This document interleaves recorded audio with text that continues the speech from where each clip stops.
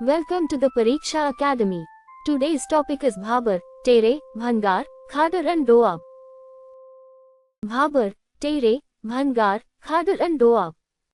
Bhabar, Tere, Bhangar and Khadar are distinctive physiographic and alluvial features of the northern Great Plains, while a Doab refers to the land lying between two rivers.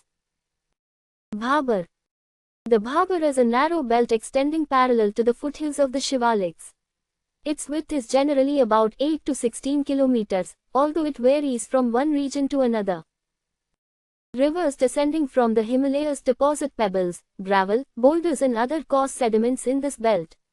Because these deposits are coarse and highly porous, river water rapidly percolates into the ground. Many small rivers and streams disappear beneath the surface in the Bhabar belt, making their surface floor temporarily invisible. Due to high infiltration, the Bhabar remains comparatively dry and has limited surface water availability. Its coarse deposits and relatively low surface water availability make it less favorable for agriculture than the Tere and Khadar regions. The Bhabar belt is particularly well developed along the Himalayan foothills of Uttarakhand and Uttar Pradesh. Tere. The Tere is a moist, marshy and relatively level belt located immediately south of the Bhabar. Streams and rivers that disappear underground in the Bhabar tend to reappear at or near the surface in the Tere. Consequently, the groundwater table is very high and the soil remains highly moist. In its natural condition, the Tere was characterized by dense forests, tall grasses, marshes and wetlands. The soils are fertile, and abundant water availability creates favorable conditions for agriculture. Large parts of the Tere have been converted into agricultural land through forest clearance, drainage and land reclamation. Rice, sugarcane and wheat are among the important crops cultivated in the Tere region. The Tere extends along the Himalayan foothills in the India-Nepal border across parts of Uttarakhand, Uttar Pradesh, Bihar and adjoining regions. The Bhabar and Tere are closely related. Water infiltrates into the ground in the Bhabar and reappears near the surface in the Tere. Bhangar. Bhangar represents the older alluvium of the northern plains.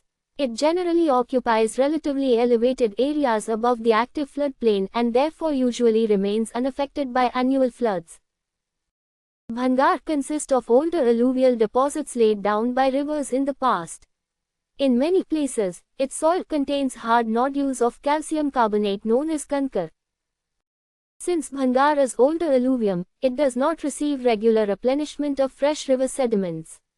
With adequate irrigation and proper soil management, Bhangar areas support productive agriculture. The distinction between Bhangar and Khadar is important for understanding the older and newer floodplain surfaces of the northern plains. Khadar. Khadar is the newer alluvium found within the active floodplains of rivers. It generally occupies lower areas closer to river channels than Bhangar. During floods, rivers periodically deposit fresh layers of silt, fine sand and clay over the Khadar. Regular renewal by fresh alluvial deposits generally makes Khadar highly fertile. Khadar areas can support highly productive agriculture, although they are also more vulnerable to floods, riverbank erosion and shifts in river channels. Extensive Khadar plains occur along the Ganga, Yamuna, Ghaghra, Gandak and other major rivers. The essential difference between Bhangar and Khadar lies in their age and relationship with flooding. Bhangar is older and relatively elevated alluvium, while Khadar is newer alluvium that is periodically renewed by floods. Doab. A doab is a tract of land situated between two rivers. The term doab is derived from do, meaning two, and a-flat, meaning water. The term is generally used for land lying between two rivers that flow in broadly similar directions before eventually joining a larger drainage system.